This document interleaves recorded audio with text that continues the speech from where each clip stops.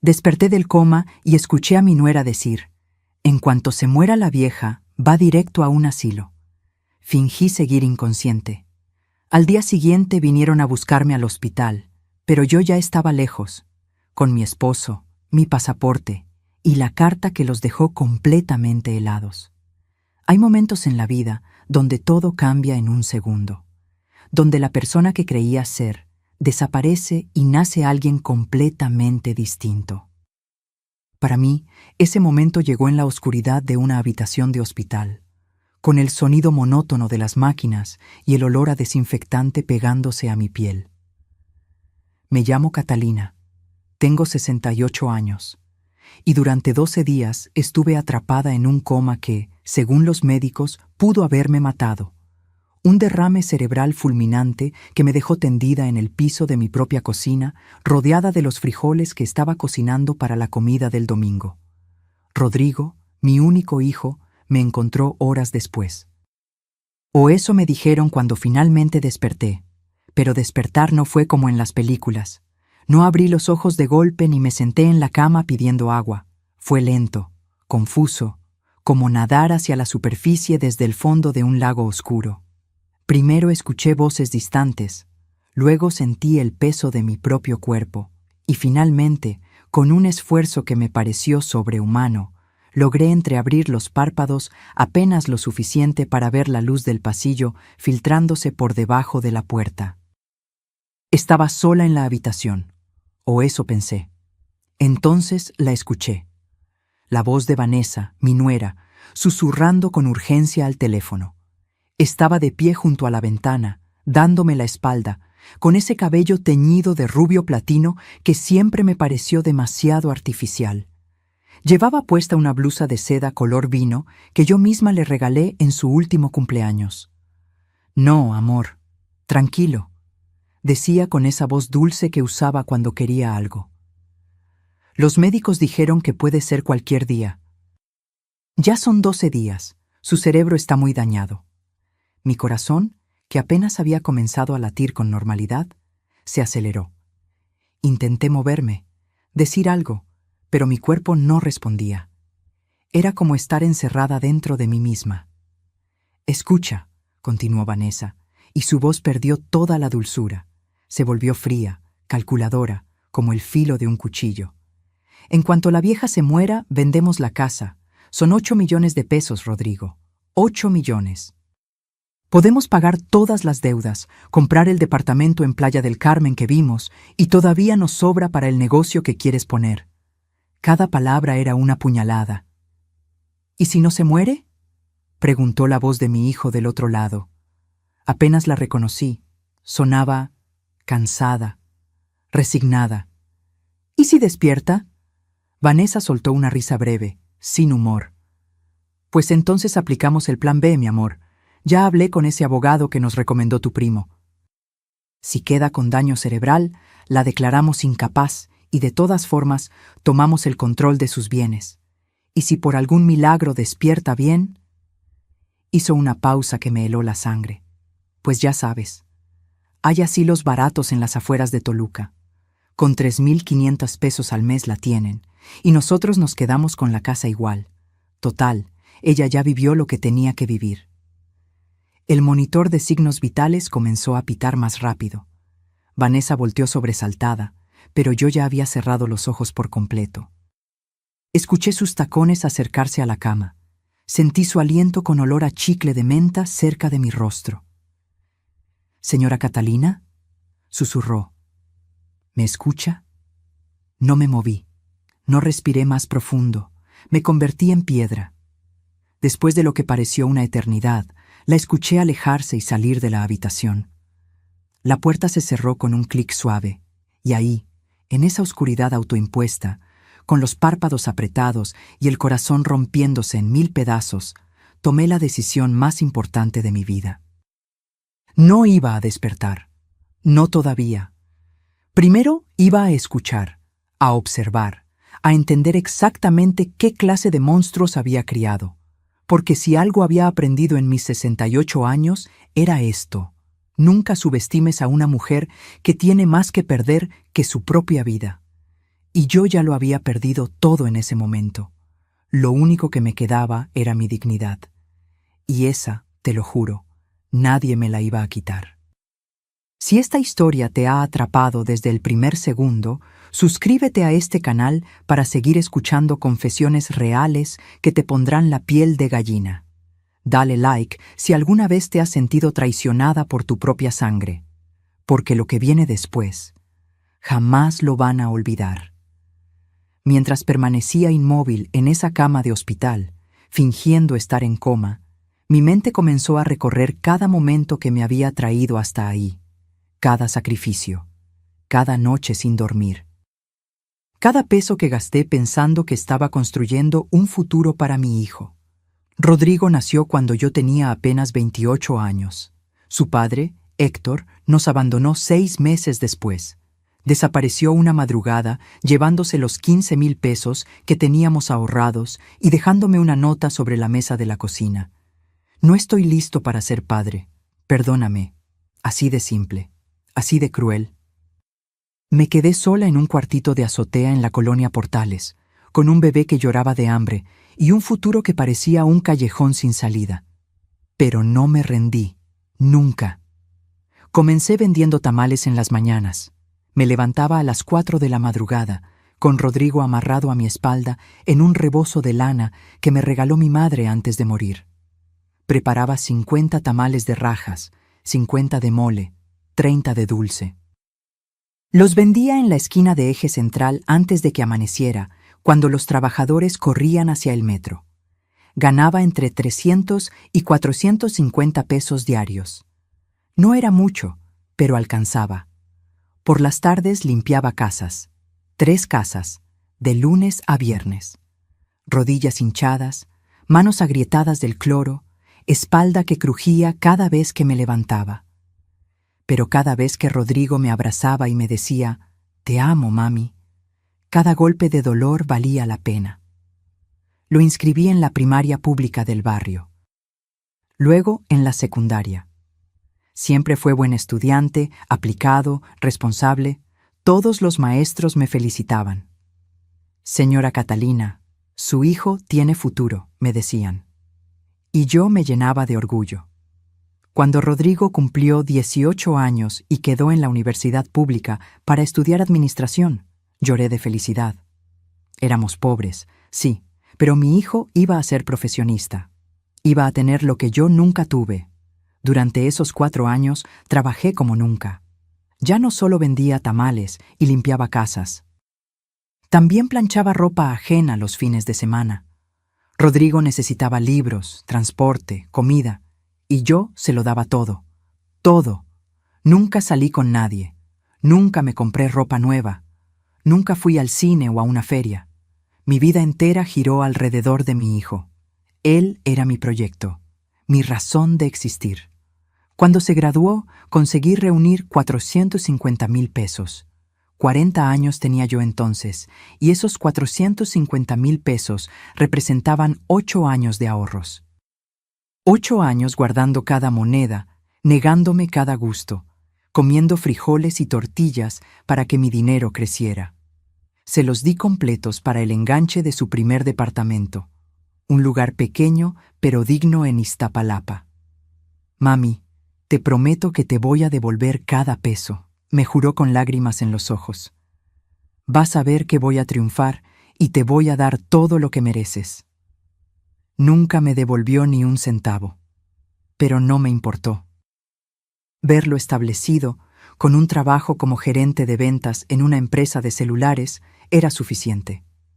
3 años después, conoció a Vanessa en una fiesta de la oficina. Era bonita, eso no lo puedo negar. Alta, delgada, con ese tipo de belleza que parece sacada de las revistas. Trabajaba como recepcionista en un consultorio dental y hablaba de sus sueños de tener su propio spa. Venía de una familia danesa que, según supe después, la había corrido de casa por problemas que nunca me quedaron claros. Desde el primer día que la conocí, algo en mi estómago se retorció.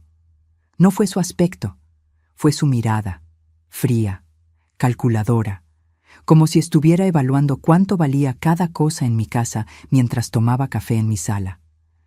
Señora Cata, me dijo con una sonrisa que no llegaba a sus ojos. «¿Qué casa tan linda tiene? Y este librero antiguo es precioso». «¿Es de caoba?» «Era de mi madre», respondí con orgullo. «Tiene más de 60 años». «Debe valer una fortuna», comentó, pasando los dedos por la madera. Rodrigo me pidió que la aceptara. «Mamá, ella es diferente. Me hace feliz. Dame una oportunidad de ser feliz». Y yo, como la tonta que fui, dije que sí. Se casaron 6 meses después en una ceremonia pequeña que yo pagué. 95,000 pesos entre el salón, la comida, el vestido de ella y el traje de él. Vanessa quería una boda elegante, y Rodrigo no tenía ahorros porque, según me confesó avergonzado, había tenido algunos gastos imprevistos con las tarjetas de crédito. «No te preocupes, hijo», le dije abrazándolo. «Para eso están las madres». 1 año después del matrimonio, Rodrigo perdió su empleo. La empresa cerró operaciones en México. Él cayó en una depresión terrible. Vanessa comenzó a presionarlo, a reclamarle, a amenazar con dejarlo si no conseguía trabajo pronto. «Mamá», me llamó una noche llorando, «¿podemos quedarnos contigo un tiempo? Solo mientras consigo algo nuevo. Te lo juro que será temporal». Mi casa era modesta pero cómoda. 2 pisos en la colonia del Valle que había comprado hacía 15 años con una herencia pequeña que me dejó una tía. Tenía 3 recámaras, un patio con bugambilias y un comedor donde cabía toda la familia. «Claro que sí, mi amor», le dije sin pensarlo. «Esta es tu casa». Ese tiempo se convirtió en 3 años. 3 años en los que Vanessa se adueñó de mi hogar. Cambió las cortinas sin preguntarme, movió mis muebles, metió sus cosas en mi closet porque necesitaba más espacio, invitaba a sus amigas y dejaban todo tirado, y yo limpiaba detrás de ellas sin decir nada.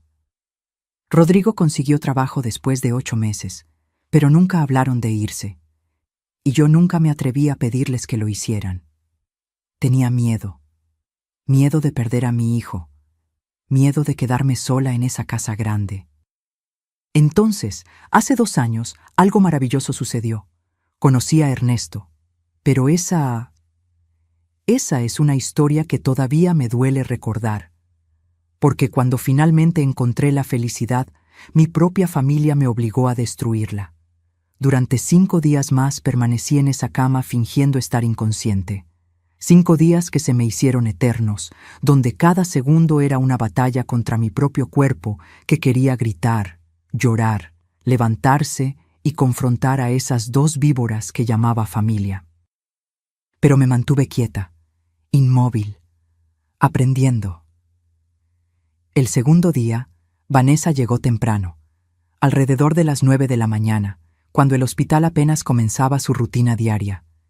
Escuché sus tacones repiqueteando en el pasillo antes de que entrara. Esta vez no venía sola. «Mira, Daniela, te lo digo en serio», le decía a alguien. «Ven, entra, ella no se va a enterar de nada». Otra mujer entró con ella, por el sonido de su voz, joven, tal vez de la edad de Vanessa, unos 30 y tantos. «¿Estás segura? Me siento mal haciendo esto», dijo la tal Daniela. «Ay, por favor, la vieja ni se entera. Mírala, está prácticamente muerta». Esas palabras, prácticamente muerta, pronunciadas con tanta frialdad como quien habla del clima. Sentí la cama moverse. Vanessa estaba hurgando en el buró al lado de mi cabeza. Escuché el sonido de cajones abriéndose. «¿Ves? Aquí tenía su cartera cuando la trajeron. Qué bueno que Rodrigo tuvo la inteligencia de traerla a casa». El sonido de una bolsa siendo abierta. «Mira, aquí están las llaves de la casa, y esto es oro». Mi cadena. La cadena con la medalla de la Virgen de Guadalupe que mi madre me regaló cuando cumplí 15 años. La única joya de valor real que tenía. «Vanessa, no puedes quitarle eso», protestó Daniela débilmente. «¿Por qué no? Cuando se muera, de todas formas será mío. Solo me estoy adelantando. Además, necesito empeñarla. Tenemos que pagar la tarjeta de crédito o nos van a demandar. Ya debemos 127,000 pesos. 127,000 pesos, en tarjetas de crédito. Sentí que la rabia me quemaba por dentro, pero mantuve mi rostro impasible, ni siquiera moví un párpado. Y mira, continuó Vanessa, ahora con entusiasmo, te voy a enseñar la casa por videollamada. Ya le tomé fotos a todo para cuando la pongamos en venta. Escuché el sonido de un teléfono siendo manipulado. Una videollamada conectándose. ¿Ya estás ahí? Perfecto, mira, este es el hospital. Aquí está la doña, toda tiesa. Rodrigo dice que si sobrevive va a quedar como vegetal de todos modos, así que da igual. Mi propio hijo. Rodrigo, el niño que cargué en mi espalda mientras vendía tamales, el joven que abracé llorando cuando se graduó. Ese mismo hijo estaba esperando que yo muriera o quedara inválida para robarme todo. Bueno, ya basta de esto, dijo Vanessa. Ahora sí, ven, vamos a la casa. Total, aquí no hay nada que hacer. Las enfermeras ya saben que no vengo en las tardes porque tengo que trabajar. Mentira. Vanessa había dejado de trabajar hacía 1 año y medio. Dijo que estaba muy estresada y que necesitaba tiempo para encontrarse a sí misma. Mi pensión de 6,200 pesos mensuales ayudaba a mantener la casa mientras ella se encontraba. Se fueron. Y yo me quedé ahí, con el corazón latiendo tan fuerte que temí que las máquinas delataran mi estado consciente. Pero lo peor vino esa misma noche.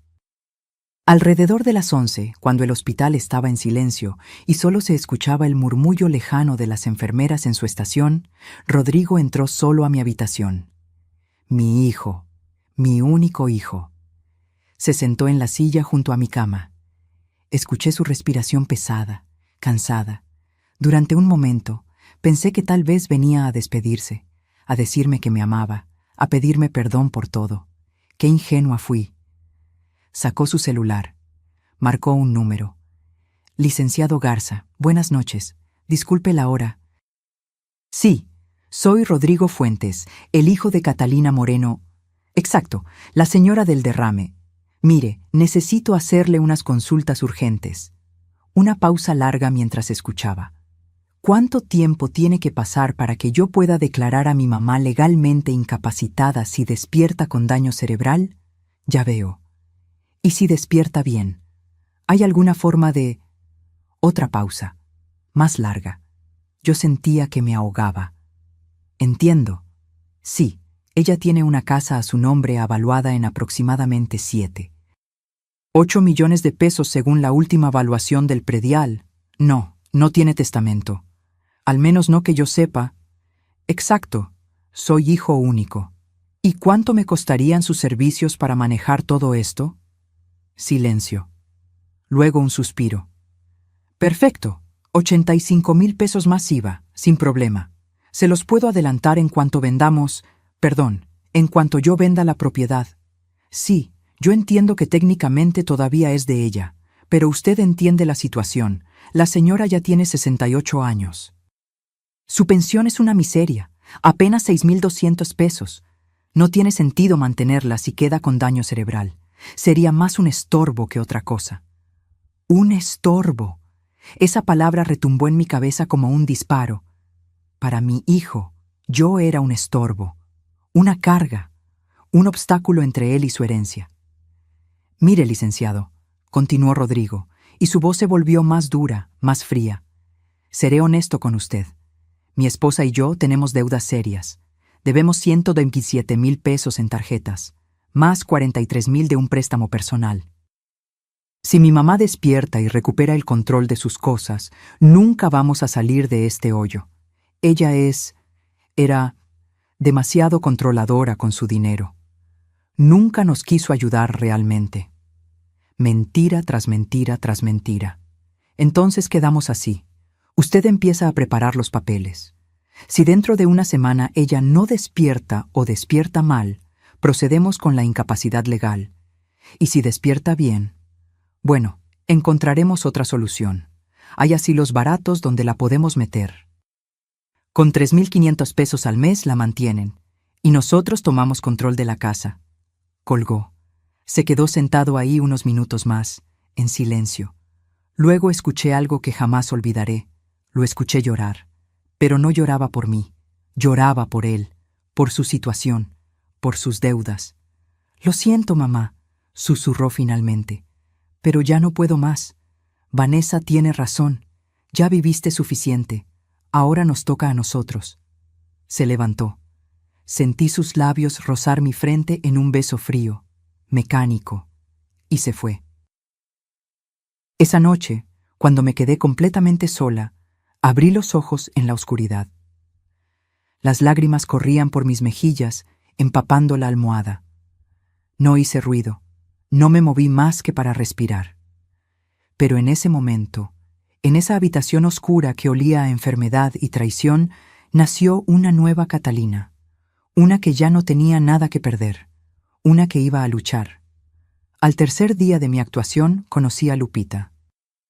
Era una enfermera joven, de unos 32 años, con el cabello recogido en una cola de caballo alta y unos ojos color miel que parecían ver más allá de lo evidente.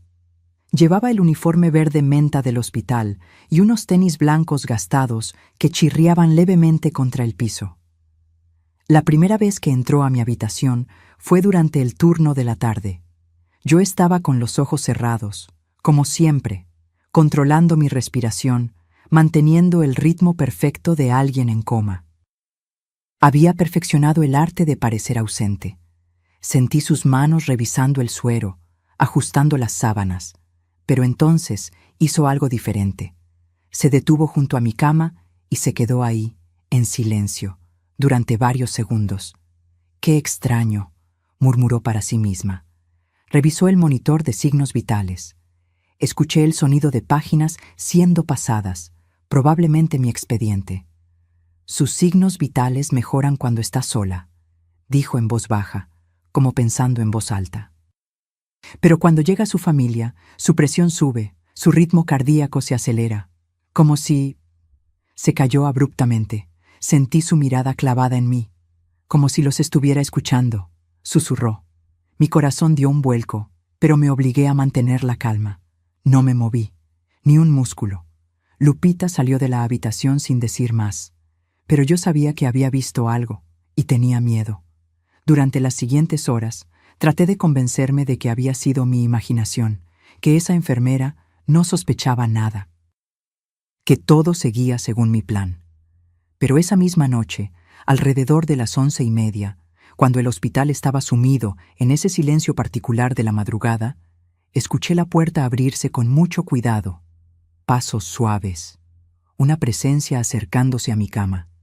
Entonces sentí una mano cálida tomar la mía, y una voz suave, apenas un susurro, que decía: «Señora, si me está escuchando, si está despierta aunque finja no estarlo, mueva su dedo índice, solo un poquito. Nadie más está mirando, solo yo. Y le juro por mi madre que no voy a decir nada que la ponga en peligro». El mundo se detuvo. Mi cerebro gritaba que no lo hiciera, que era una trampa, que me iban a descubrir. Pero algo en la voz de esa mujer, algo en su tono genuino, me hizo confiar. Moví mi dedo índice, apenas 1 milímetro. Sentí cómo Lupita contenía el aliento. «Dios mío», susurró. «Lo sabía, lo sabía». Apretó mi mano con suavidad. «Señora, no sé qué está pasando, pero llevo 10 años trabajando aquí y he visto muchas cosas. Sus signos vitales no mienten. Usted está consciente. Y algo me dice que tiene sus razones para fingir». Abrí los ojos lentamente. Fue la primera vez en 3 días que miraba directamente a alguien. Lupita estaba inclinada sobre mí, con los ojos brillantes de emoción y algo más. Compasión. «Ayuda», susurré con voz ronca. «Por favor». Lupita miró hacia la puerta, verificando que nadie viniera, y luego volvió a mirarme. «¿Qué necesita? ¿Está en peligro?» Las lágrimas comenzaron a correr por mi rostro. No pude contenerlas más. «Mi familia», dije con la voz quebrada. «Están esperando que muera. Quieren robarme todo. Mi hijo, mi propio hijo». No pude continuar. Los sollozos me ahogaban. Lupita me abrazó, así, sin más. Una extraña que se convirtió en mi salvación en ese momento. Me dejó llorar sobre su hombro mientras me acariciaba el cabello como lo haría una hija. Tranquila, señora. Respire. Está a salvo. Yo la voy a ayudar. ¿Por qué? Le pregunté cuando logré calmarme un poco. ¿Por qué me ayudarías? Ni siquiera me conoces. Lupita se sentó en la orilla de mi cama y me miró con una tristeza profunda en los ojos. Porque hace 5 años, mi abuela pasó por algo parecido. Tuvo un infarto y mientras estaba en este mismo hospital, su hijo menor, mi tío Armando, intentó hacer que firmara unos papeles para quedarse con su casa. Le dijeron que eran autorizaciones médicas. Ella firmó porque confiaba en él. Se limpió una lágrima.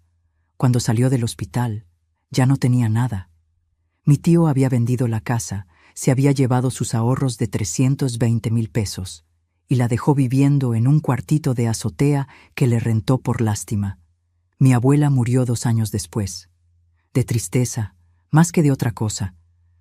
Nunca me perdoné no haber estado ahí para protegerla. Me tomó la mano nuevamente. No voy a permitir que le pase lo mismo a usted. Dígame qué necesita y yo la ayudo. Pero tiene que confiar en mí. Y así fue como Lupita se convirtió en mi cómplice, en mi ángel guardián. Durante los siguientes 2 días, ella se convirtió en mis ojos y oídos. Me conseguía mi celular cuando Vanessa lo dejaba olvidado en casa. Me traía el cargador escondido en su bolso. Me ayudaba a hacer llamadas rápidas cuando nadie más estaba cerca, manteniendo guardia en la puerta. Fue Lupita quien me contó lo que había escuchado en el pasillo. Vanessa hablando con una amiga sobre los muebles de mi casa. El librero de caoba antigua puede venderse en 120,000 pesos fácil. Hay un anticuario en Coyoacán que paga bien. Y las vajillas de Talavera de mi suegra, esas son de colección. Cada pieza vale como 3,500 pesos y hay por lo menos 30 piezas. Fue Lupita quien interceptó una conversación telefónica de Rodrigo. Sí, licenciado. Ya hablé con el valuador. La casa se puede vender en 7.8 millones si la vendemos rápido. Es una ganga porque está bien ubicada en Del Valle. Normalmente valdría más, pero necesitamos liquidez urgente. Y fue Lupita quien me dio el empujón final que necesitaba.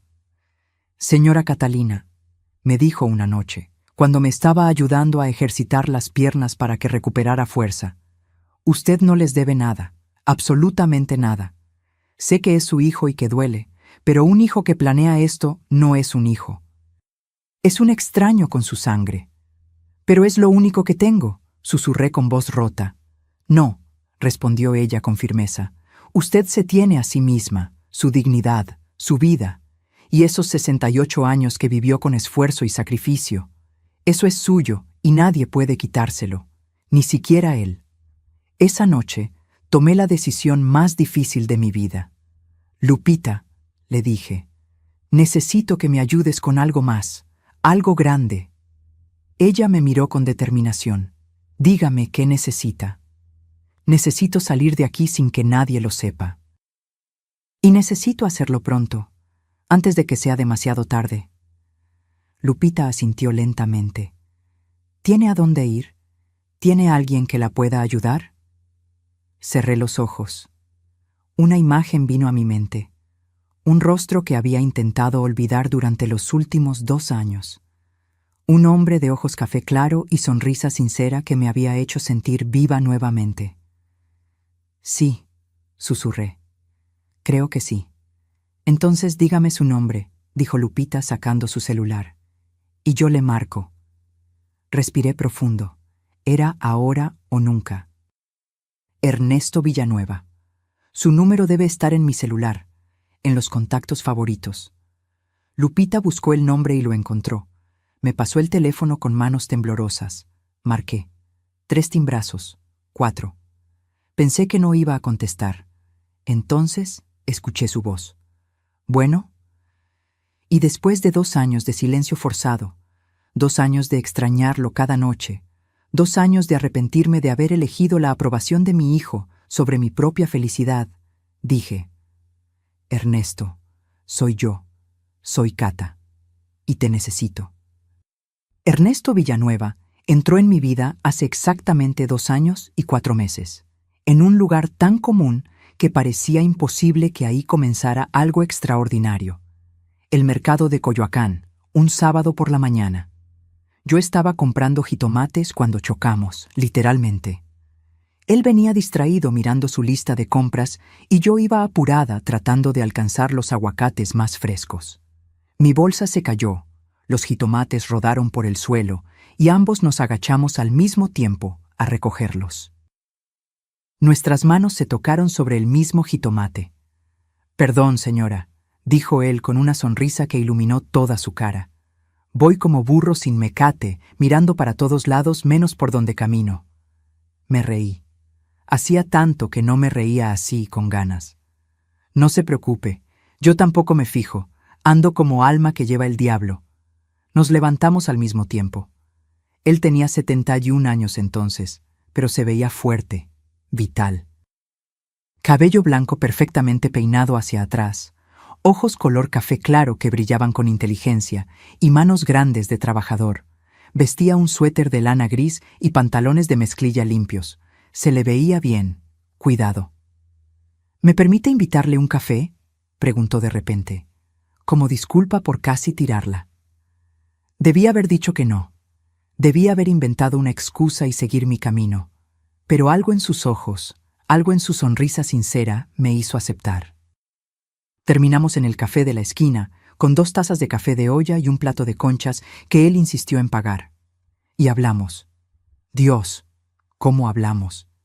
Me contó que era viudo desde hacía 3 años, que su esposa, Beatriz, había muerto de cáncer después de 45 años de matrimonio, que tenía 2 hijas que vivían en Monterrey con sus propias familias y que lo visitaban cada 2 o 3 meses, que había sido maestro de secundaria toda su vida, enseñando historia y matemáticas, que ahora vivía de su pensión de 12,400 pesos mensuales y de unos ahorros que había guardado con cuidado.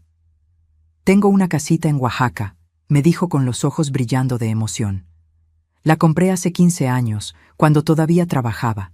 Es pequeña, pero tiene un jardín precioso donde Beatriz plantó bugambilias moradas. No he ido desde que ella murió. Me da miedo ir solo y sentir su ausencia en cada rincón». Yo le conté mi historia. No toda, no esa primera vez. Pero sí le hablé de Rodrigo, de cómo lo había criado sola, de mi trabajo vendiendo tamales, de la casa que había comprado con tanto esfuerzo. «Usted es una mujer muy fuerte», me dijo tomando mi mano sobre la mesa. Se nota en sus ojos, en la forma en que habla de su vida. No muchas personas pueden decir que construyeron algo de la nada. Ese café se convirtió en 2. Luego en una caminata por el mercado. Luego en una despedida con la promesa de vernos la siguiente semana. Y así comenzó todo. Durante 6 meses, Ernesto y yo nos vimos cada sábado. Íbamos al mercado, caminábamos por Chapultepec, visitábamos museos pequeños, comíamos quesadillas en puestos callejeros. Él me regalaba flores que compraba en el metro, siempre girasoles porque una vez le dije que me gustaban. Yo le preparaba tamales y se los llevaba en un Tupperware porque él me confesó que extrañaba la comida casera. No había nada urgente en nuestra relación. No había prisa. Era una amistad que se fue convirtiendo en algo más profundo sin que nos diéramos cuenta. Un día, después de 8 meses de vernos, me besó. Fue bajo un árbol de jacarandas en Coyoacán, con las flores moradas cayendo sobre nosotros como confeti.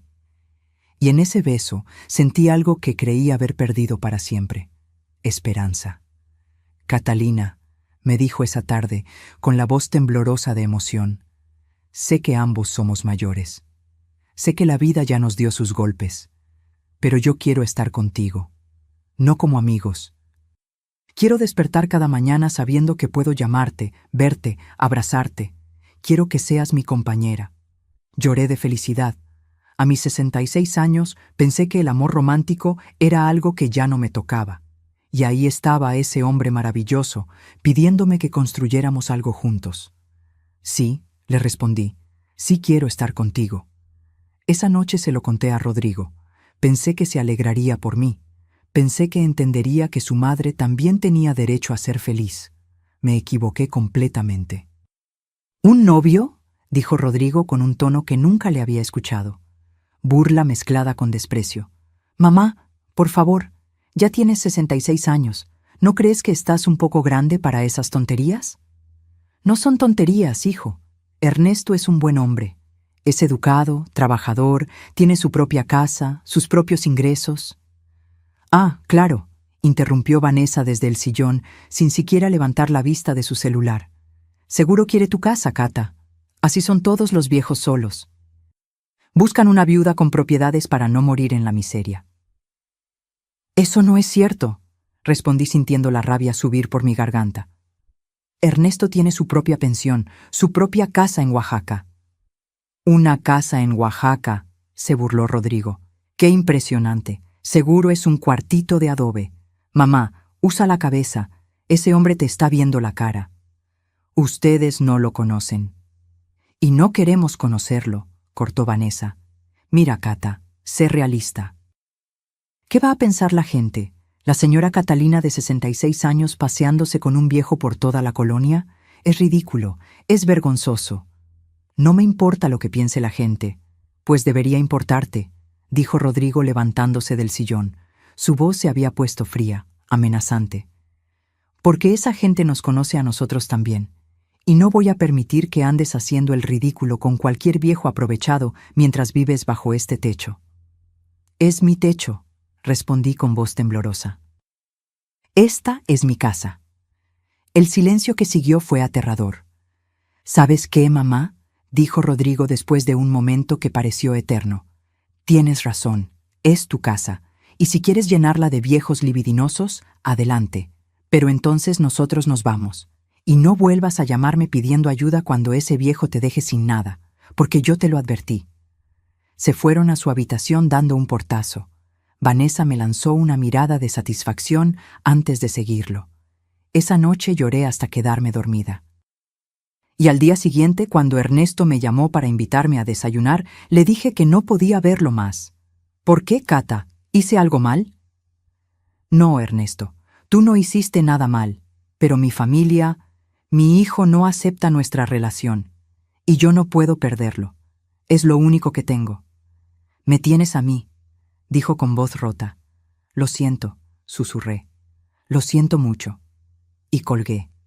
Durante 2 años me convencí de que había hecho lo correcto, que una madre debe sacrificarse por sus hijos, que el amor romántico a mi edad era un lujo que no podía permitirme.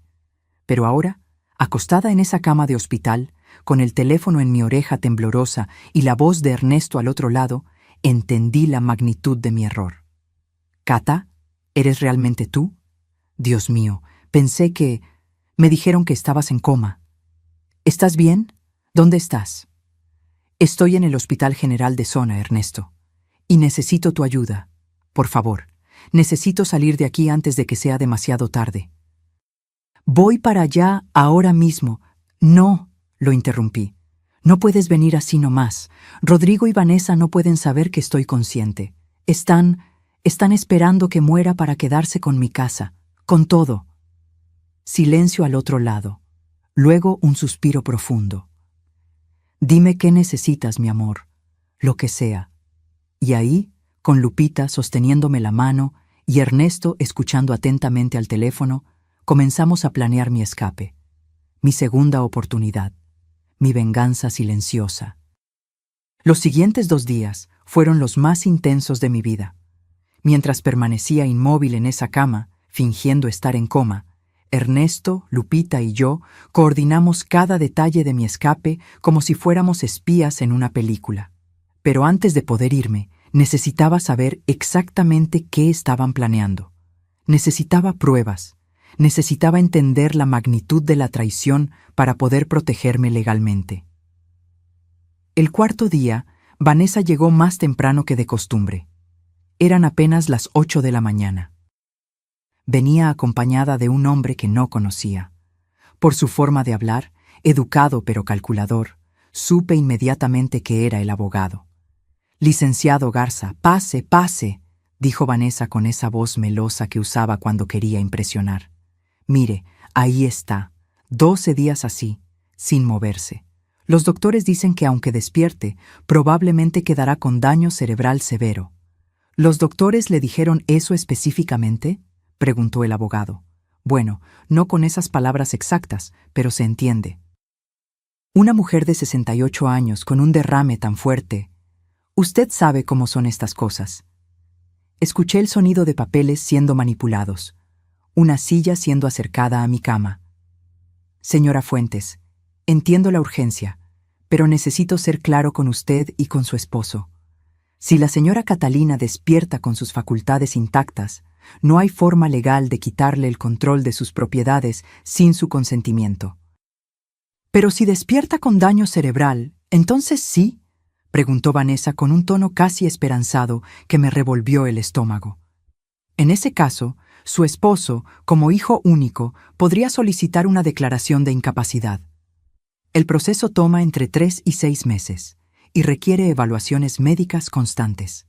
Yo puedo agilizarlo, pero no puedo inventar un diagnóstico que no existe». «¿Y cuánto costaría todo eso?». «Mis honorarios serían de 85,000 pesos más IVA. Eso incluye todos los trámites legales, las comparecencias ante el juez y la documentación necesaria para que su esposo tome control de la casa y las cuentas bancarias». 85,000 pesos. Para robarme mi vida. «Perfecto», dijo Vanessa sin dudarlo. «Mi esposo ya le va a depositar un adelanto, ¿verdad, amor?». Solo entonces me di cuenta de que Rodrigo también estaba ahí. No había dicho una sola palabra. Mi hijo, mi único hijo, estaba ahí parado, en silencio, permitiendo que todo esto sucediera. «Rodrigo, ¿verdad?», preguntó el abogado. «Necesito que firme estos papeles.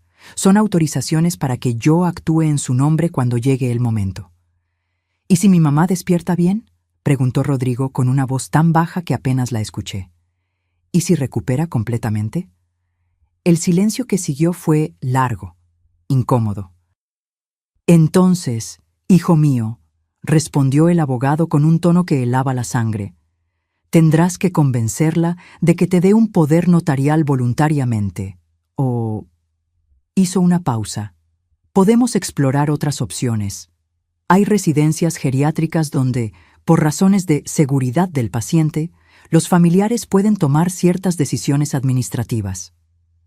Una vez que esté internada, sería más sencillo manejar sus propiedades». «¿Está hablando de meterla a un asilo en contra de su voluntad?», preguntó Rodrigo. «Yo no dije eso», respondió el abogado rápidamente. «Solo estoy mencionando opciones que otros clientes han explorado. Pero para eso necesitarías que 2 médicos certifiquen que representa un peligro para sí misma. Y esos dictámenes, bueno, pueden facilitarse con los contactos correctos». Vanessa soltó una risita nerviosa. «Dios, licenciado, suena como si estuviéramos planeando algo malo. Solo queremos proteger el patrimonio familiar». «Por supuesto, señora Fuentes, y eso es exactamente lo que haremos. Pero necesito que ambos entiendan que este proceso debe manejarse con mucha discreción.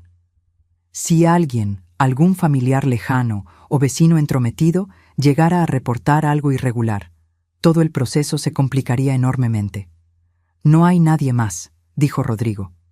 «Mi mamá no tiene hermanos vivos, sus padres murieron hace años y no tiene amigos cercanos, siempre fue muy solitaria». Mentira. Tenía amigas del mercado, vecinas con las que tomaba café, un grupo de señoras con las que iba a misa los domingos. Pero Rodrigo y Vanessa se habían encargado de alejarme poco a poco de todas ellas durante estos últimos 3 años. «Perfecto», dijo el abogado. «Entonces no habrá problemas. Ahora déjenme explicarles sobre la venta de la propiedad. Una vez que tengamos el control legal, podemos ponerla en el mercado inmediatamente. Tengo un cliente que está buscando exactamente ese tipo de casa en Del Valle. Está dispuesto a pagar 7.8 millones de pesos en efectivo, sin intermediarios, cerrando la operación en menos de un mes. ¿7.8? Preguntó Vanessa. ¿No que la casa vale como 9 millones? Técnicamente sí, según el avalúo del predial. Pero en una venta rápida, sin la dueña presente para negociar, lo normal es que se pierda entre un 10 y 15% del valor. Además, mi cliente pagaría en efectivo. Eso vale oro en estos tiempos. ¿Y de esos 7.8 millones, cuánto se quedaría usted?, preguntó Rodrigo con un tono de desconfianza. Mi comisión estándar es del 8%. Eso serían 624,000 pesos. Más los 85,000 de los trámites legales, estamos hablando de que ustedes recibirían limpios aproximadamente 7 millones de pesos. 7 millones de pesos.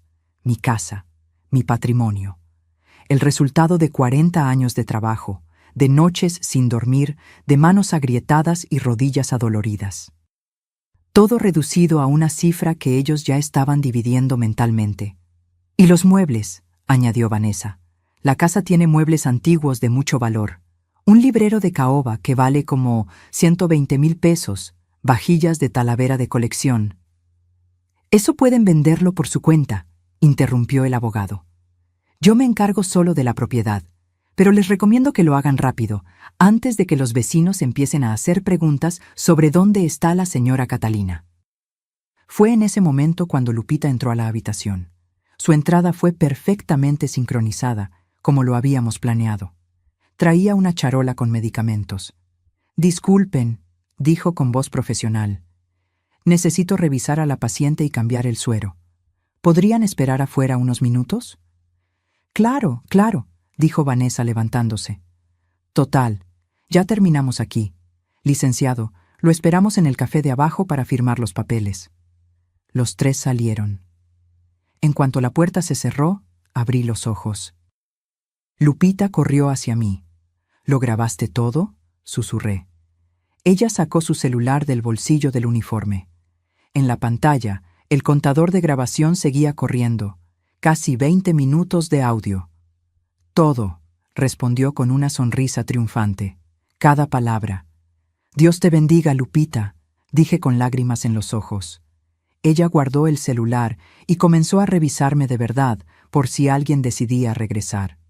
Señora Cata, Ernesto me llamó hace una hora. Ya tiene todo listo. La ambulancia privada, los papeles médicos firmados por 2 doctores certificando que está en sus 5 sentidos y los boletos. Todo. ¿Los boletos? Para Oaxaca, en autobús. Salen mañana a las 10 de la mañana desde la Terminal del Sur. Dice que ya tiene su casa lista para recibirla.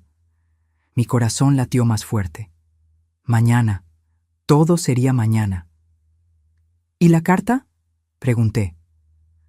La tengo aquí, respondió Lupita sacando un sobre manila del bolsillo de su bata. La escribí tal como me dictó. 3 páginas. Con todo. Tomé el sobre con manos temblorosas. Dentro estaba mi declaración completa, las conversaciones que había escuchado, las fechas exactas, los nombres del abogado y de todos los involucrados. También incluimos capturas de pantalla de los estados de cuenta de mi tarjeta de crédito adicional, la que le había dado a Rodrigo solo para emergencias y que él había usado para gastar 89,000 pesos en 6 meses. Comidas en restaurantes caros, ropa de marca, hasta un televisor de 42,000 pesos que ahora colgaba en su habitación. La carta terminaba con las instrucciones específicas. La casa estaba siendo transferida a un fideicomiso irrevocable que yo administraría. Cuando muriera, sería donada a una fundación de mujeres mayores en situación de vulnerabilidad. Rodrigo no heredaría nada. Mañana a las 2 de la tarde, le dije a Lupita, cuando ellos vengan en su visita habitual, tú les entregas esta carta, ni un minuto antes. Necesito tener al menos 6 horas de ventaja. Descuide, señora, a las 2 en punto, ni un segundo antes. Esa noche, cuando me quedé sola en la habitación, no fingí estar inconsciente. Me senté en la cama por primera vez en 5 días. Me dolía todo el cuerpo, pero era un dolor que me recordaba que estaba viva. Marqué el número de Ernesto desde el celular de Lupita.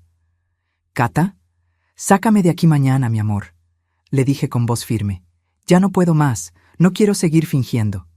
Estaré ahí a las 6 de la mañana. La ambulancia, los papeles, todo. ¿Y Cata? ¿Sí? Nunca debí dejarte ir hace 2 años. Esta vez nadie nos va a separar. Te lo prometo. Colgué y me recosté nuevamente en la cama, mirando el techo blanco del hospital. En menos de 12 horas, mi vida cambiaría para siempre. Por primera vez en años, no tenía miedo. Tenía esperanza. Pero antes de que pudiera ejecutar mi escape, el destino me tenía preparada una última puñalada, una que casi me hace cambiar de opinión, una que me mostró con absoluta claridad que el hijo que yo había criado ya no existía. Esa misma noche, alrededor de las 10, cuando el hospital estaba sumido en ese silencio pesado que solo existe en los pasillos de un lugar donde la gente lucha entre la vida y la muerte, Rodrigo regresó. Venía solo. Escuché sus pasos arrastrándose por el pasillo, lentos, cansados. Entró a la habitación y cerró la puerta con cuidado, como si no quisiera molestar a nadie. Se sentó en la silla junto a mi cama y durante varios minutos no dijo nada. Solo respiraba. Una respiración pesada, irregular, como si hubiera estado llorando. Mantuve mis ojos cerrados, mi cuerpo inmóvil, pero mi corazón latía tan fuerte que temí que pudiera escucharlo. «Mamá», susurró finalmente. Su voz sonaba quebrada, vulnerable. Como cuando era niño y tenía pesadillas. Esperé. Quería creer que venía a pedirme perdón, que había recapacitado, que el hijo bueno, el que yo conocía, el que había abrazado llorando cuando se graduó de la universidad, todavía existía en algún lugar dentro de ese hombre de 40 años sentado junto a mi cama. «No sé si me escuchas», continuó. «Los doctores dicen que probablemente no, que tu cerebro está muy dañado, pero necesito decirte esto de todas formas». Hizo una pausa larga. Escuché el sonido de su mano frotándose la cara. «Estoy cansado, mamá, tan cansado. Tengo 40 años y no tengo nada, nada que sea realmente mío. El departamento que me ayudaste a comprar lo perdí hace 3 años porque no pude seguir pagando la hipoteca. Las tarjetas de crédito están hasta el tope. Debo 127,000 pesos que no tengo forma de pagar. Vanessa me presiona todos los días. Me dice que soy un fracasado, que su amiga se casó con un empresario exitoso, mientras ella se quedó con un bueno para nada que ni siquiera puede mantenerla». Su voz se quebró. «Y tiene razón, mamá. Soy un fracasado. Perdí mi trabajo hace 1 año y medio. No el de hace 3 años. Ese lo recuperé. Pero lo perdí otra vez. Y esta vez no renuncié ni me liquidaron. Me corrieron. Por faltas injustificadas, por llegar tarde, por rendimiento bajo. Me corrieron como se corre a la basura». Se me encogió el corazón. No sabía nada de eso. Nada. «No te lo dije porque me daba vergüenza. Te decía que iba a trabajar todos los días, pero en realidad me la pasaba en parques, en cafés baratos, viendo cómo las horas pasaban hasta que fuera hora de regresar a casa y fingir que había tenido un día normal. Vanessa se dio cuenta hace 6 meses, y en vez de apoyarme, me amenazó con dejarme si no conseguía dinero. Dinero de donde fuera. Mi hijo, mi pequeño». Sufriendo en silencio mientras yo cocinaba en mi cocina sin saber nada. Entonces se nos ocurrió la idea, continuó, y su voz cambió, se volvió más dura. «Tu casa, mamá, vale millones, millones que tú no necesitas. Vives sola en esa casa enorme. Tienes una pensión que apenas usas. No viajas, no te das gustos, no tienes vida social, solo existes. Y nosotros nos estamos ahogando». Sentí que algo dentro de mí se partía. Vanessa dijo que sería más fácil si tú no estuvieras. Y yo al principio me negué, te lo juro, mamá, al principio me negué. Pero luego empecé a pensarlo, a calcularlo. Tú tienes 68 años. Estadísticamente te quedan, ¿qué? ¿10 años? ¿15 si mucho? Y en esos 10 o 15 años, nosotros vamos a seguir hundiéndonos en deudas, en desesperación, en miseria. Se levantó de la silla. Escuché sus pasos acercándose a la ventana. Y entonces tuviste el derrame. Y lo primero que pensé, Dios me perdone, lo primero que pensé fue, es una señal. Como si el universo estuviera diciéndonos que era el momento, que había llegado tu hora y nuestra oportunidad. Las lágrimas comenzaron a rodar por mis mejillas cerradas. No pude contenerlas. Pero ahora estás aquí, en esta cama, y no sé qué pensar. Porque una parte de mí, la parte que todavía es tu hijo, quiere que despiertes. Quiere abrazarte y pedirte perdón y decirte que vamos a encontrar otra solución. Pero la otra parte, la parte que está desesperada y asustada y enojada con la vida, se calló. Un silencio largo, horrible. Esa parte quiere que la naturaleza siga su curso. Mi corazón se detuvo. Los doctores dijeron que hay un 60% de probabilidad de que, si despiertas, quedes con daño cerebral permanente, que necesites cuidados constantes. Vanessa dice que sería mejor para todos, incluso para ti, que no sufrieras así, que si no despiertas en los próximos días, le dijéramos a los doctores que no te reanimen si tu corazón se detiene. Firmó mi sentencia de muerte. Mi propio hijo acababa de firmar mi sentencia de muerte. Ya firmé los papeles, mamá, susurró. Ayer, orden de no reanimar.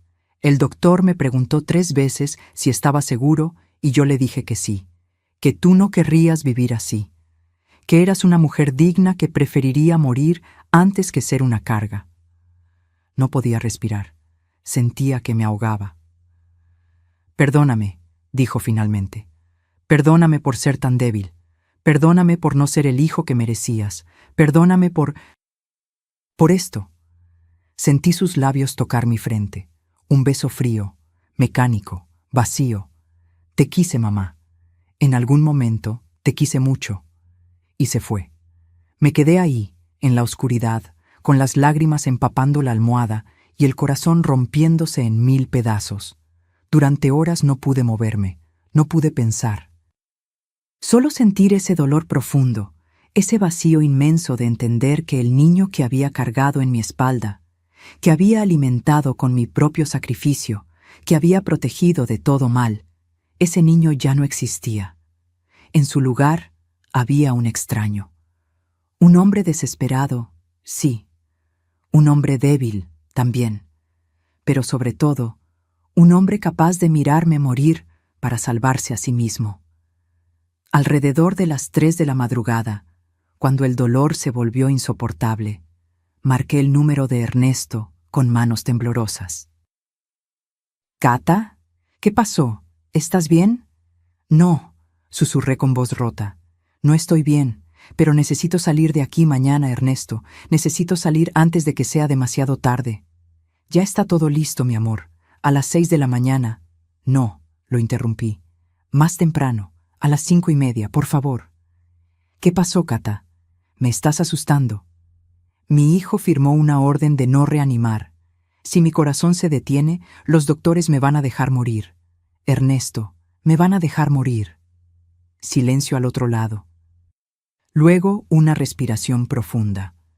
Voy a estar ahí a las 5:30 en punto, y te juro por todo lo sagrado que nadie te va a tocar. Nadie. Colgué y me acurruqué en esa cama fría del hospital. Por primera vez en mi vida entendí lo que significaba estar completamente sola. No físicamente, sino en el alma. Había perdido a mi hijo mucho antes de ese derrame cerebral. Lo había perdido poco a poco, sin darme cuenta, mientras él me sonreía y me llamaba mami y me dejaba cocinarle los domingos. Lo había perdido el día que eligió a Vanessa sobre mí, el día que dejó que ella me faltara al respeto en mi propia casa, el día que permitió que me trataran como una carga en vez de como la mujer que le dio todo. Y ahora, en esta habitación oscura, con el sonido de las máquinas marcando cada latido de mi corazón traicionado, tomé una decisión. Ya no era su madre. Ya no le debía nada. Ni amor, ni lealtad, ni perdón. A partir de mañana, Catalina Moreno iba a vivir para sí misma. Por primera vez en 68 años, iba a elegirse, y esa elección comenzaba con una huida. El despertador de Lupita sonó a las 5 de la mañana. No es que lo necesitáramos. Ninguna de las dos había dormido realmente. Ella llegó a mi habitación a las 5:10, vestida con su uniforme pero con una mochila colgada al hombro. Su cara mostraba la tensión de lo que estábamos a punto de hacer.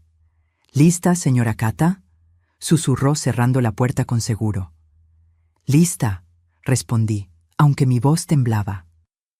Lupita sacó ropa de su mochila.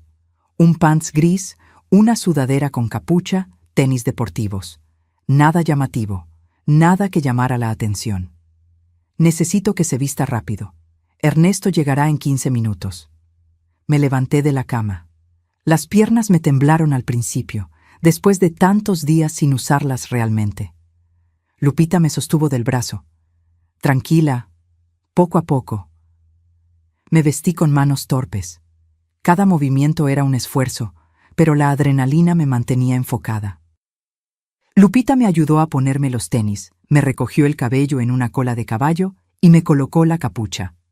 «Listo, ahora parece que va de regreso a casa después de visitar a un familiar». A las 5:25, el celular de Lupita vibró. Un mensaje de Ernesto. «Estoy en el estacionamiento. Ambulancia blanca. Placas NVX 4782. Esperando».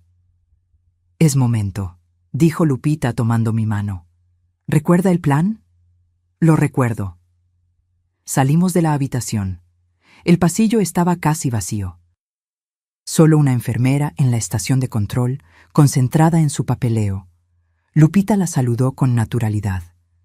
«Voy a acompañar a la señora García al baño. Regreso en 5 minutos». La enfermera levantó la mano sin siquiera mirarnos. Estaba acostumbrada a ver a Lupita ayudar a pacientes. Caminamos hacia el elevador. Cada paso se me hacía eterno. Esperaba que en cualquier momento alguien nos detuviera, que sonara una alarma, que apareciera Rodrigo o Vanessa. El elevador llegó. Vacío. Entramos. Lupita presionó el botón del sótano. «El estacionamiento de ambulancias está en el sótano 2», explicó. «Hay menos vigilancia ahí a esta hora». Las puertas se cerraron. El elevador descendió. Mi corazón latía tan fuerte que podía escucharlo en mis oídos. Cuando las puertas se abrieron, el aire frío del estacionamiento me golpeó la cara. Olía a gasolina y desinfectante. Había 3 ambulancias estacionadas. Una de ellas tenía las luces encendidas. «Es esa», dijo Lupita señalando. La puerta trasera de la ambulancia se abrió. Ernesto saltó fuera, y verlo después de 2 años casi me hace llorar. Llevaba una chamarra de mezclilla y su cabello blanco perfectamente peinado. Sus ojos se llenaron de lágrimas cuando me vio. «Kata», susurró corriendo hacia mí. Me abrazó, y en ese abrazo todo el dolor, todo el miedo, toda la traición de los últimos días explotó. Lloré sobre su hombro mientras él me sostenía como si fuera de cristal. «Ya, mi amor, ya estás a salvo. Ya estás conmigo».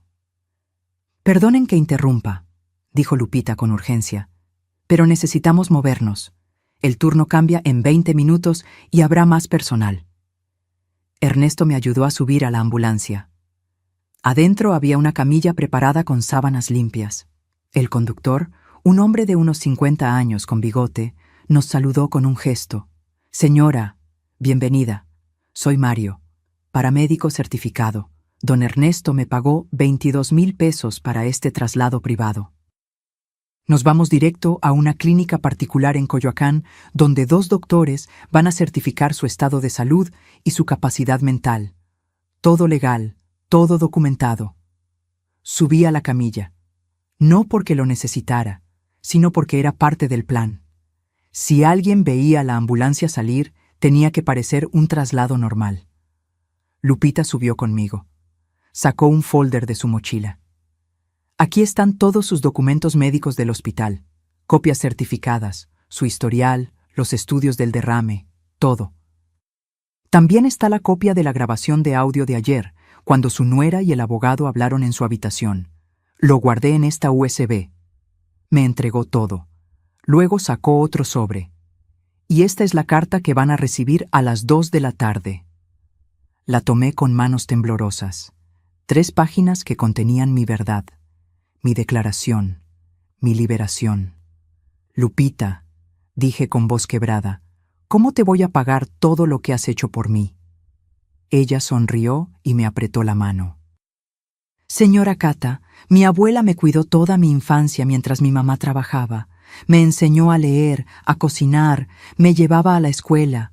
Cuando la perdí por culpa de un hijo abusivo, juré que si alguna vez estaba en mi poder ayudar a alguien en su situación, lo haría. Usted me está dando la oportunidad de cumplir esa promesa. Se inclinó y me besó la frente. Ahora váyase, sea feliz, y no vuelva a sacrificarse por gente que no la merece.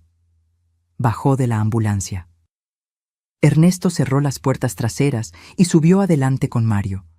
El motor se encendió, y así, a las 5:37 de la mañana del jueves 15 de marzo, escapé del hospital. Escapé de mi hijo. Escapé de la muerte que habían planeado para mí. La ambulancia atravesó las calles todavía oscuras de la Ciudad de México. Yo iba recostada en la camilla, mirando el techo, sintiendo cada bache, cada vuelta, cada segundo que me alejaba de esa vida. 40 minutos después, llegamos a una clínica privada en Coyoacán. Pequeña, discreta, pero limpia y profesional. 2 doctores me esperaban, el doctor Méndez, neurólogo, y la doctora Salazar, psiquiatra. Durante las siguientes 3 horas me hicieron pruebas. Evaluación neurológica completa, pruebas cognitivas, evaluación psicológica.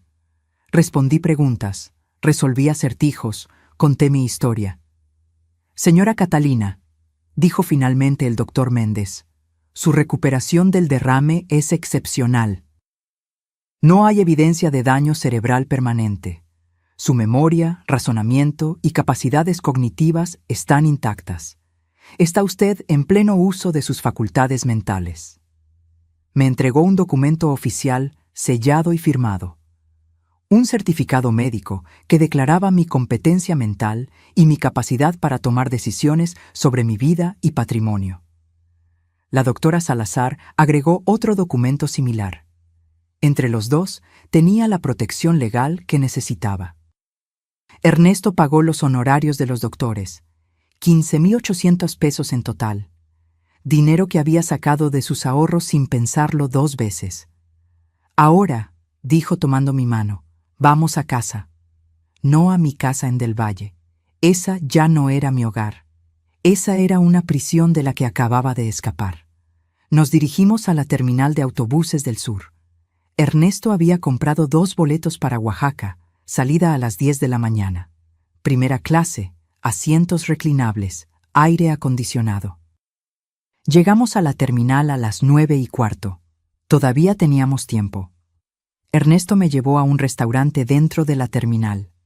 Necesitas comer algo, te ves muy delgada. Pedí chilaquiles verdes con pollo y un café de olla. Fue la primera comida real que tenía en casi 2 semanas. Cada bocado sabía a libertad.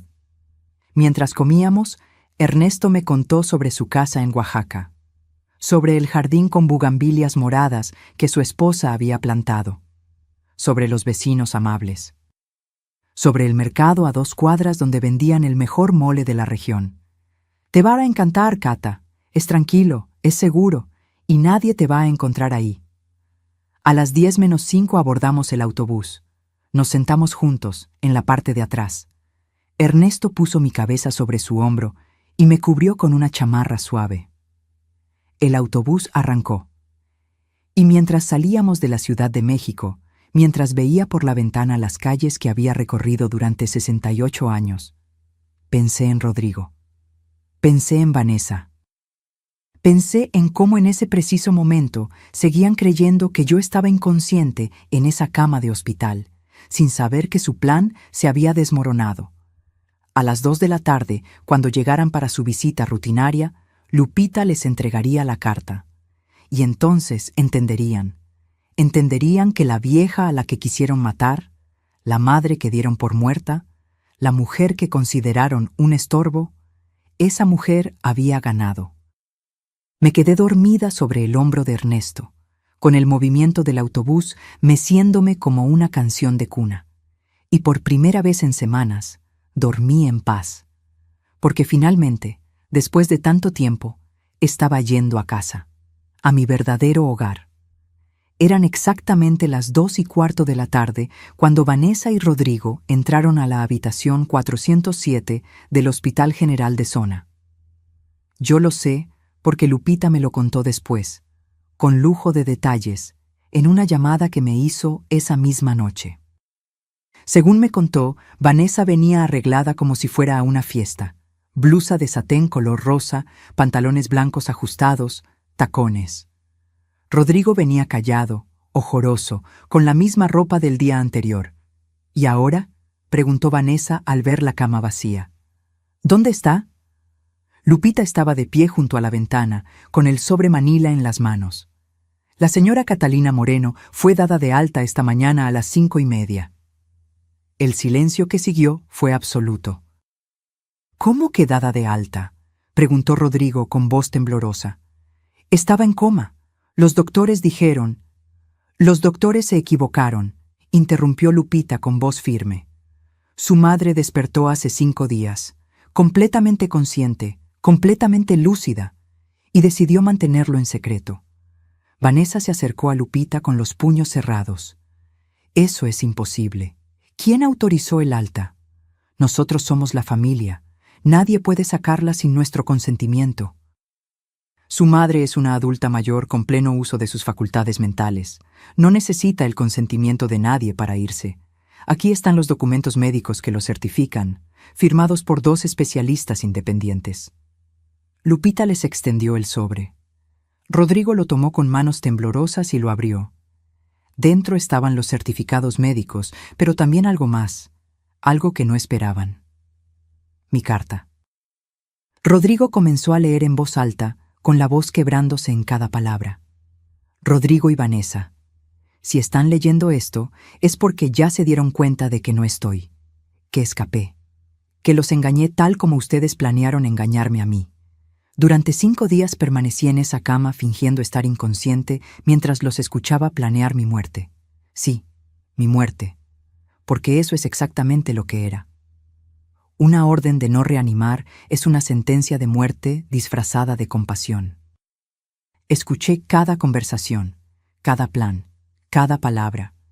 Vanessa, te escuché decir que en cuanto la vieja se muriera, venderían mi casa por 8 millones de pesos para pagar sus deudas e irse a Playa del Carmen. Te escuché revisar mis cajones buscando escrituras. Te escuché evaluar mis pertenencias como si fueran mercancía en un tianguis. Rodrigo, te escuché hablar con el licenciado Garza sobre declararme incapaz. Te escuché calcular cuánto costarían tus honorarios, 85,000 pesos más IVA, para robarme lo que me costó 40 años construir. Te escuché llorar, no por mí, sino por tus deudas, y te escuché firmar una orden para dejarme morir si mi corazón fallaba. También descubrí otras cosas, como los 89,000 pesos que gastaste en 6 meses con mi tarjeta de crédito adicional, la que te di solo para emergencias. Aquí están los estados de cuenta adjuntos. Comidas en restaurantes donde gastabas 3,200 pesos en una sola noche. Ropa de marca, un televisor de 42,000 pesos. ¿Cuál fue la emergencia, hijo? ¿Tu ego? ¿Tu vanidad? ¿Tu incapacidad de decirle que no a tu esposa? Y lo peor de todo, escuché tu confesión de anoche, cuando viniste solo y me dijiste que estabas cansado, que eras un fracasado, que yo ya había vivido suficiente y que te tocaba a ti. Esas palabras me rompieron el corazón de una forma que nunca creí posible.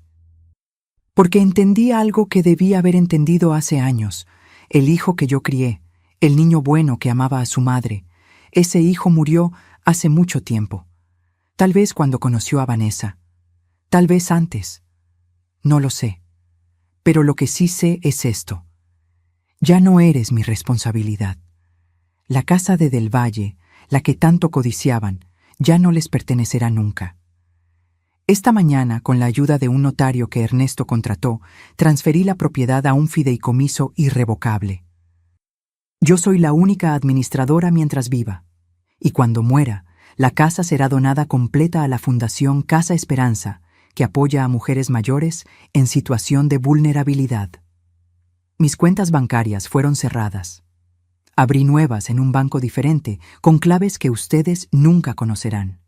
Mi pensión de 6,200 pesos será depositada en mi nueva cuenta a partir del mes que viene. Los documentos adjuntos incluyen grabación de audio de su conversación con el licenciado Garza en mi habitación, estados de cuenta mostrando el uso fraudulento de mi tarjeta de crédito, certificados médicos probando mi plena capacidad mental, copia del fideicomiso irrevocable, copia de la orden de restricción que presenté esta mañana.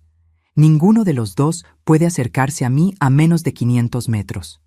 Si lo hacen, irán a la cárcel.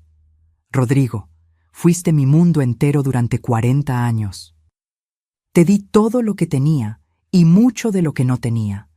Trabajé hasta destruir mi cuerpo para que tú tuvieras lo que yo nunca tuve.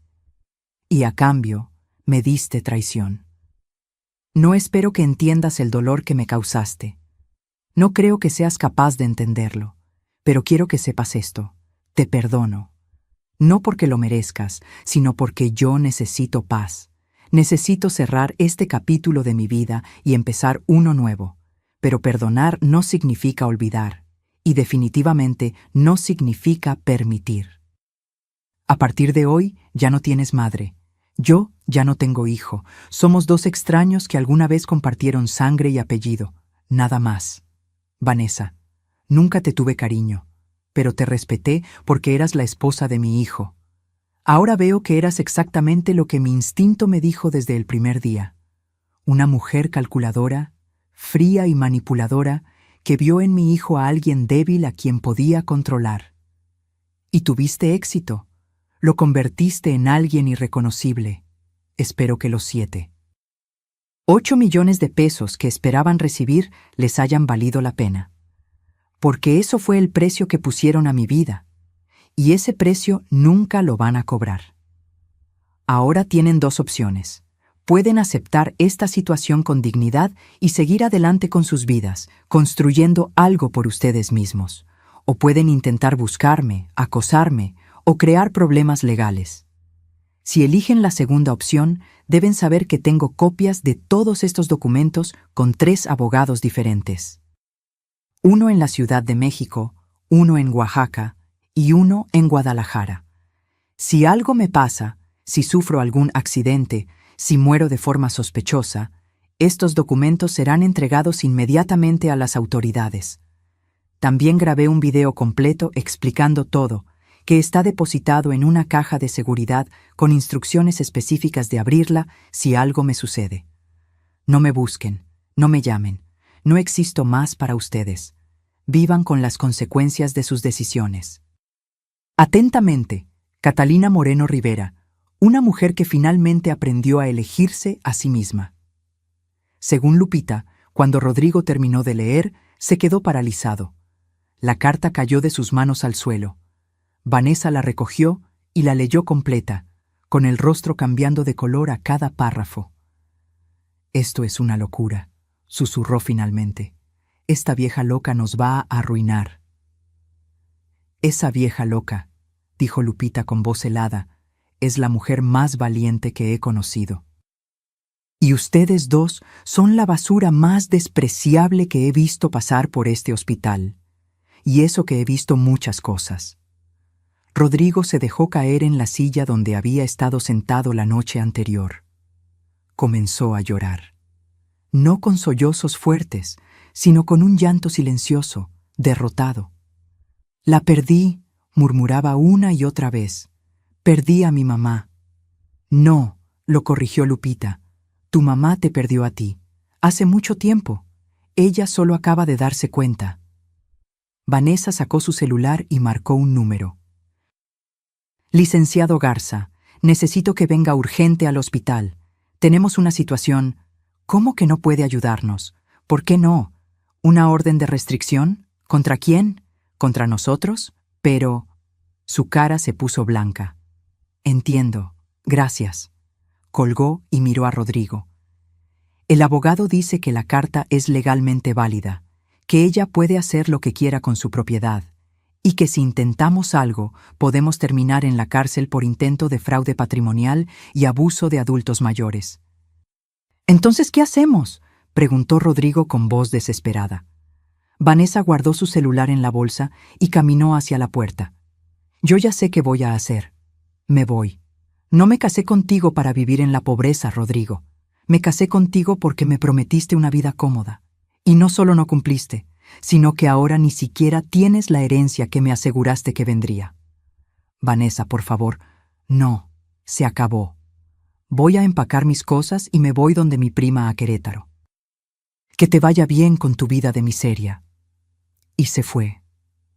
Dejó a Rodrigo ahí sentado, rodeado de los pedazos de su vida destruida. Lupita me contó que se quedó mirando la carta en el suelo durante casi una hora. Luego la recogió, la dobló con cuidado y salió del hospital caminando como un zombi.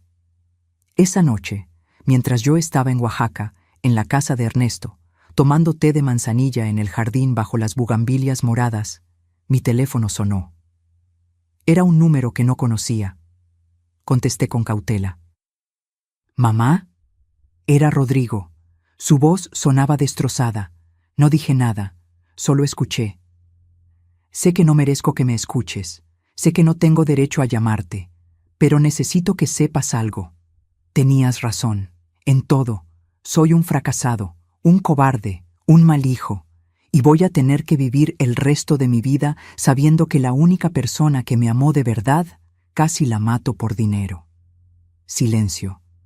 Luego un sollozo. «No te pido perdón porque sé que no lo merezco. Solo quería que supieras que lo siento.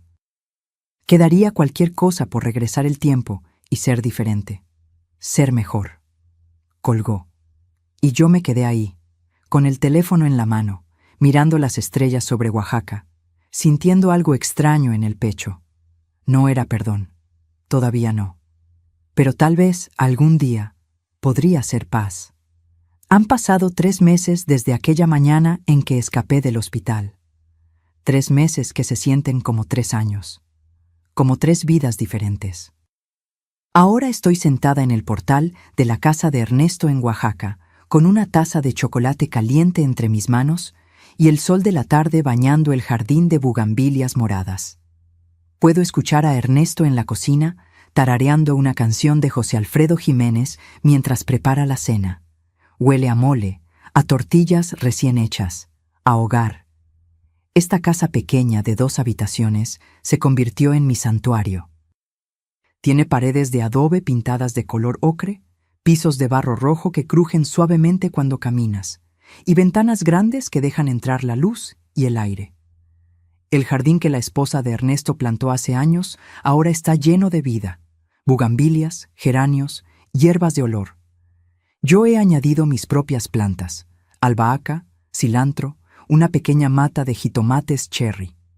La primera semana fue difícil. No podía dormir. Cada ruido me sobresaltaba. Cada vez que sonaba el teléfono, mi corazón se aceleraba pensando que era Rodrigo, que venía a buscarme, que de alguna forma había encontrado esta dirección. Pero Ernesto fue paciente. Me abrazaba cuando lloraba. Me dejaba hablar durante horas sobre mi dolor, mi culpa, mi confusión. Nunca me juzgó, nunca me dijo, «Te lo dije». El amor de madre nunca muere completamente, Cata, me dijo una noche mientras mirábamos las estrellas desde este mismo portal. Puedes poner límites, puedes protegerte, puedes alejarte, pero ese amor siempre va a estar ahí, como una cicatriz que ya no duele pero que recuerda. Tenía razón. A la segunda semana, Lupita me llamó para contarme las últimas noticias. Vanessa había dejado a Rodrigo, tal como amenazó. Se fue a Querétaro con su prima y, según rumores, ya estaba saliendo con otro hombre, un ingeniero con dinero. No perdió tiempo. Rodrigo tuvo que dejar mi casa. Sin mi pensión ayudándolo, sin el ingreso de Vanessa, no pudo pagar los servicios. La luz le fue cortada, luego el agua. Los vecinos comenzaron a quejarse del descuido. Al final, un juez ordenó que desalojara la propiedad por no ser el propietario legal. Lo último que supe es que estaba viviendo en un cuarto rentado en Nesa, trabajando como repartidor de comida por aplicación, ganando apenas 400 o 500 pesos al día, pedaleando una bicicleta por las calles que alguna vez recorrió en auto. Cuando Lupita me contó eso, esperó mi reacción. Creo que pensaba que me alegraría, que sentiría satisfacción por su sufrimiento. Pero no sentí nada de eso, solo tristeza. ¿Estás bien, señora Cata?, me preguntó. Sí, mija, estoy bien. Es solo que sigue siendo mi hijo, y aunque ya no es parte de mi vida, no puedo alegrarme de su dolor. Eso la hace mejor persona que él, respondió Lupita con suavidad. Al mes de estar en Oaxaca, Ernesto me propuso matrimonio. Fue una tarde simple, sin grandilocuencia. Estábamos regando las plantas juntos cuando de repente se arrodilló frente a mí, con las rodillas crujiendo por la edad, y sacó un anillo sencillo de oro blanco de su bolsillo. «Catalina Moreno», dijo con los ojos brillantes de emoción, «ya perdimos demasiado tiempo, ya vivimos demasiadas tristezas. Cásate conmigo, déjame pasar contigo el tiempo que nos queda, sea mucho o poco, pero que sea juntos». Lloré, por supuesto que lloré. Pero esta vez fueron lágrimas de felicidad pura. Sí, respondí, 1000 veces sí. Nos casamos 2 semanas después en el juzgado de Oaxaca. Una ceremonia pequeña, íntima. Como testigos estuvieron 2 vecinos de Ernesto que se convirtieron en mis amigos. Don Esteban, un señor de 75 años que vende pan en el mercado, y doña Refugio, una mujer de 70 años que hace los mejores tamales oaxaqueños que he probado en mi vida. Y Lupita. Ella viajó desde la Ciudad de México especialmente para estar presente. Fue mi dama de honor. Yo usé un vestido sencillo color marfil que compramos en el mercado por 850 pesos. Ernesto se puso su único traje gris, el mismo que usó en su primera boda hace 48 años. No importó. Fue el día más feliz de mi vida. Después de la ceremonia, celebramos en la casa con mole negro que preparé con mis propias manos, arroz, frijoles y un pastel de 3 leches que hizo doña Refugio. Comimos, reímos, bailamos al son de un mariachi que don Esteban contrató como regalo. Esa noche, acostada junto a Ernesto en nuestra cama matrimonial, mirando el techo de vigas de madera, le pregunté, ¿crees que soy mala persona por haber abandonado a mi hijo? Ernesto me tomó la mano en la oscuridad. No abandonaste a tu hijo, Cata. Tu hijo te abandonó a ti primero, muchos años antes de ese hospital. Tú solo tomaste la decisión de dejar de ser su salvavidas cuando él estaba tratando de hundirte. Pero sigo siendo su madre, y él sigue siendo tu hijo. Eso nunca va a cambiar. Pero ser madre no significa sacrificarte hasta desaparecer. Significa amar, sí, pero también significa enseñar. Y a veces, la mejor enseñanza es dejar que las personas enfrenten las consecuencias de sus decisiones. Tenía razón, como siempre. A los 2 meses de estar en Oaxaca, encontré un propósito nuevo. Doña Refugio me invitó a unirme a un grupo de mujeres mayores que se reunían todos los martes en el centro comunitario. Las Guerreras de Plata se llamaban. Éramos 12 mujeres entre 60 y 78 años, todas con historias similares, viudas, abandonadas, traicionadas, pero sobrevivientes. Comenzamos haciendo manualidades para vender en el mercado. Yo enseñé a hacer muñecas de trapo usando retazos de tela. Otras enseñaban bordado, tejido, pintura en madera. Con lo que ganábamos, ayudábamos a mujeres mayores de la comunidad que estaban en situaciones difíciles, pero también empecé a dar clases de cocina tradicional. Primero presencial, en la cocina comunitaria. Luego, con la ayuda de la nieta de doña Refugio, que estudia comunicación, comenzamos a grabar videos. La cocina de doña Cata, le pusimos al canal. Subimos recetas de tamales, mole, pozole, pan dulce. Yo contaba las historias detrás de cada platillo, los secretos que mi madre me enseñó, las técnicas que aprendí en mis años vendiendo tamales. El canal creció, lento pero constante. Primero 100 suscriptores, luego 1000.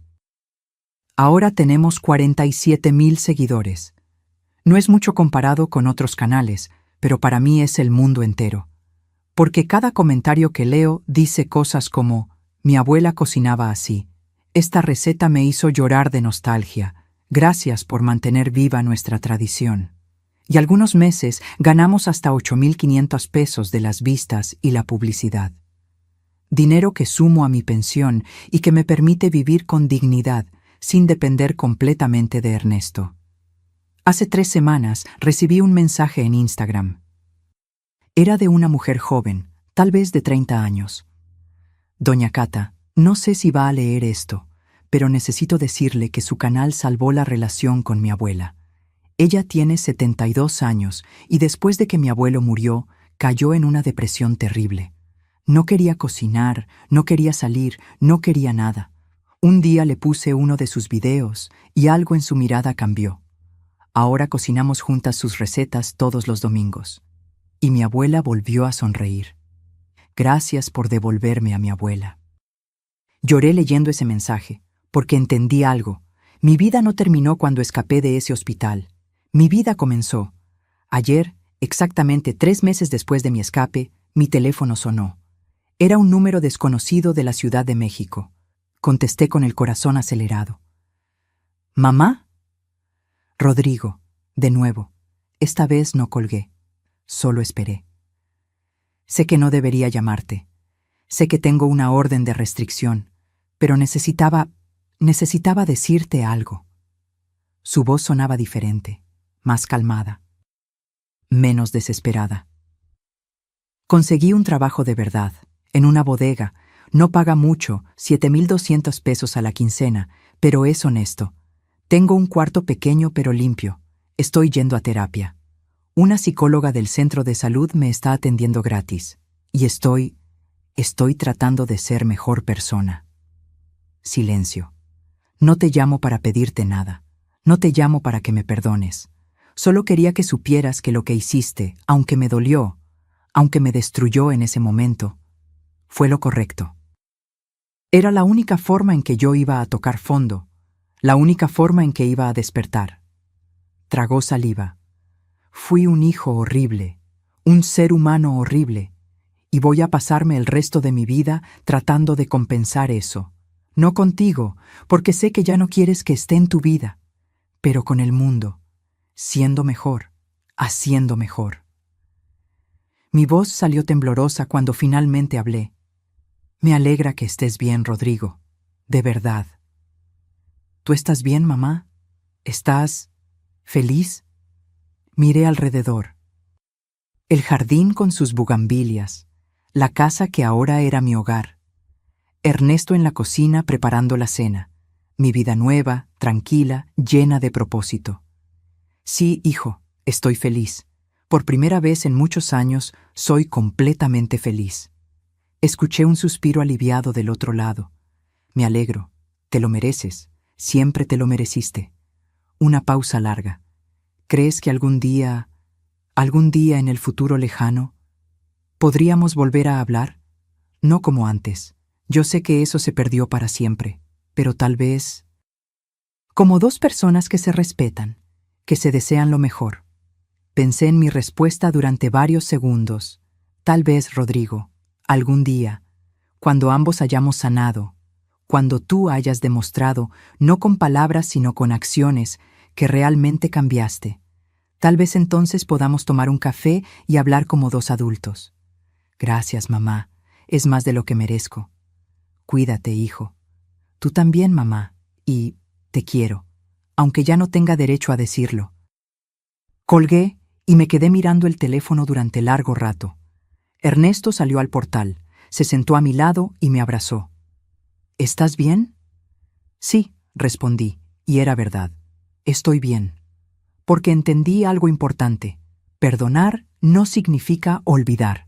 No significa permitir que te lastimen de nuevo. no significa volver a ser quien eras antes. Perdonar significa soltar el peso. Significa dejar de cargar con el veneno de la rabia. Significa elegir tu propia paz por encima del castigo del otro. Algún día, tal vez en 1, 2 o 5 años, podré ver a Rodrigo de nuevo. Tal vez podamos tomar ese café. Tal vez podamos construir una relación nueva, diferente, con límites claros y respeto mutuo. O tal vez no. Tal vez esto es todo lo que tendremos. Llamadas esporádicas, conversaciones breves, un afecto distante pero real. Y está bien. Ambas opciones están bien, porque yo ya no vivo esperando que mi hijo me complete. Ya no vivo definida por mi rol de madre sacrificada. Ya no mido mi valor por cuánto puedo dar hasta que no quede nada de mí. Ahora vivo para mí, para Ernesto, para mis amigas del grupo, para las miles de personas que ven mis videos y encuentran en ellos un pedacito de hogar. Tengo 68 años y finalmente aprendí la lección más importante de todas. Nunca es tarde para empezar de nuevo. Nunca es tarde para elegirte a ti misma. Nunca es tarde para decir basta y construir la vida que mereces. Anoche, mientras cenábamos en el portal bajo las estrellas, Ernesto me tomó la mano y dijo: ¿Sabes qué es lo más hermoso de todo esto, Cata? Que ambos pensábamos que nuestras vidas ya habían terminado, que lo mejor ya había pasado, y resulta que apenas estaba comenzando lo más bonito. Tiene razón. Esta mañana desperté con el sol entrando por la ventana, el canto de los pájaros y el olor del café que Ernesto estaba preparando. Me levanté sin prisa, me puse mi bata favorita de algodón y salí al jardín a regar las plantas. Y mientras el agua caía sobre las bugambilias, pensé en algo que mi madre me dijo hace muchos años, cuando yo era apenas una niña. Mija, las bugambilias son como las mujeres fuertes. Las puedes podar, las puedes descuidar, las puedes dar por muertas. Pero si tienen raíces fuertes, siempre vuelven a florecer. Siempre. Yo florecí de nuevo. A los 68 años, después de un derrame cerebral, después de ser traicionada por mi propia sangre, después de tener que escapar en una ambulancia en la madrugada, florecí. Y si yo pude hacerlo, tú también puedes, porque nunca, nunca es tarde para elegir la vida que mereces, para poner límites, para decir no, para alejarte de quien te hace daño, aunque sea tu propia familia. Tu vida te pertenece, tu dignidad te pertenece, tu paz te pertenece. Y nadie, absolutamente nadie, tiene derecho a quitártela. Epílogo. Hoy es sábado. Ernesto y yo fuimos al mercado temprano, como hacemos cada fin de semana. Compramos jitomates, aguacates, chiles frescos. Doña Refugio nos guardó los mejores tamales. Don Esteban nos regaló conchas recién horneadas. En la tarde tengo clase de cocina. Vamos a hacer mole negro tradicional. Ya tengo todo listo: el chocolate, los chiles, las especias. Y esta vez voy a contar la historia de mi madre, de cómo me enseñó esta receta cuando yo tenía apenas 10 años. Mañana domingo iré a misa. No porque sea particularmente religiosa, sino porque me gusta la comunidad. Me gusta sentarme entre mis amigas, cantar los himnos, sentir que pertenezco a algo más grande que yo misma. Y el lunes empezamos el taller de bordado con las guerreras de plata. Vamos a hacer manteles para vender en la feria del pueblo el próximo mes. Esta es mi vida ahora. Simple, tranquila, llena de propósito y amor verdadero. Y si pudiera volver atrás, a ese momento en el hospital, cuando escuché a Vanessa planear mi muerte, y alguien me preguntara: ¿valió la pena? ¿Todo este dolor, toda esta traición, valió la pena? Mi respuesta sería: sí, porque ese dolor me enseñó algo que nunca hubiera aprendido de otra forma, que el amor hacia otros nunca debe costar tu amor propio, que ser buena persona no significa ser un tapete, que puedes amar a alguien y aún así protegerte de ellos, y que la verdadera riqueza no está en lo que posees, sino en lo que no permites que te quiten: tu dignidad, tu paz, tu derecho a ser feliz. Eso nadie te lo puede robar. a menos que tú se lo permitas. Yo ya no lo permito. Y espero que tú tampoco, porque la vida es demasiado corta para vivirla de rodillas. Si esta historia tocó tu corazón, si te hizo reflexionar sobre tu propia vida y tus propias relaciones, déjame un comentario contándome desde dónde nos estás escuchando. Dale like si crees que nunca es tarde para empezar de nuevo. Y suscríbete a este canal para seguir escuchando historias de mujeres valientes que se atrevieron a elegirse a sí mismas. Porque todas merecemos florecer, sin importar la edad, sin importar el pasado. Todas merecemos nuestra propia primavera. Fin.